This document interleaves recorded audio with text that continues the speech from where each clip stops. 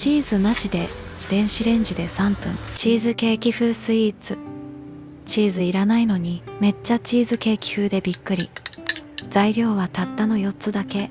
卵1個に砂糖 15g、 ヨーグルト 100g 入れて混ぜ混ぜ、薄力粉 15g 加えてまた混ぜ混ぜ、ダマがなくなるまでしっかり混ぜよう。耐熱容器にクッキングシートを敷いて流し込んでラップをして電子レンジ 600W で3分。出来上がり。やけどに注意して取り出してね。チーズなしでもしっかり濃厚。チーズケーキ風。これはもう何度でも作りたくなるやつ。